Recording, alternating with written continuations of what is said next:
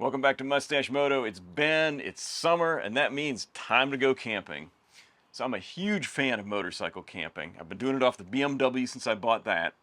Before I had a V-Strom, I used to camp off the V-Strom, and now I've got the DR650. I think that's going to be slightly different kind of camping because I want to do more, Forest Service roads, but then into the trails and smaller, tighter, harder to ride sections.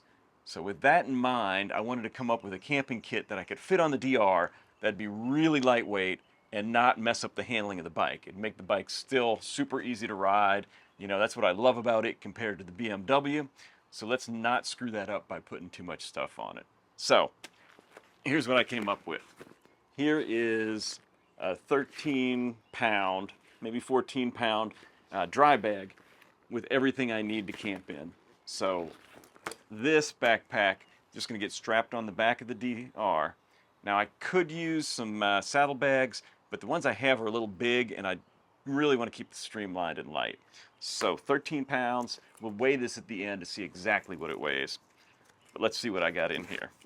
All right, start off with some toilet paper and some paper towels, soap, and bug spray. You always need that, as well as toothbrush and toiletries.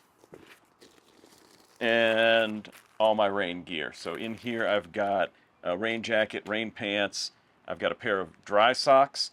These are waterproof socks, so once your boots are flooded, if they get wet, you can take off your soggy socks, put these on, put them in the wet boots, and your feet are going to stay dry. By the way, I'll link to all this stuff, or as much as I can find, in the description below in case you want to buy some of these. Also have a pair of rubber or silicone over boots in here, and some plastic or some nitrile gloves to keep my hands dry or warm if I need them. All right, here's an inner tube in case I get a flat, and along with that we've got a pump to put air in the tires. And because it's not a tubeless, I've got a pair of bead breaker / spoons. These are the Viver ones that work really well. So if I need to change that tire front or rear, I can do that.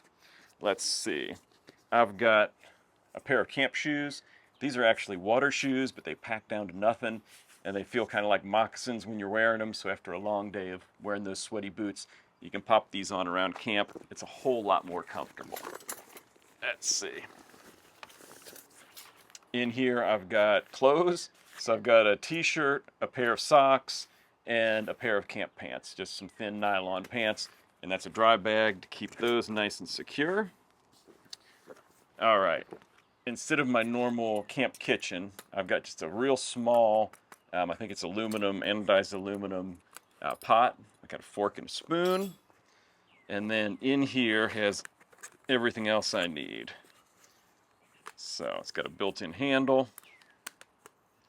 And we've got a camp towel, like super absorbent microfiber. A lighter, a really small pocket knife, a small rechargeable flashlight. I've got some coffee mixed with creamer and sugar and an extra packet of coffee, can opener, a really tiny propane stove, and the tank that goes with it. So everything I need. Can also cook over the fire, of course. All right, we've got a little Sawyer mini water purifier, as well as the bag that goes with it. You fill this up and then you can squeeze the water through to purify it. I figure most of my drinking water will be in my Camelback. So it's like a 3-liter Camelback. So I'm not counting that in this, but I'll have that on and be wearing it. All right, so that pretty much leaves sleeping.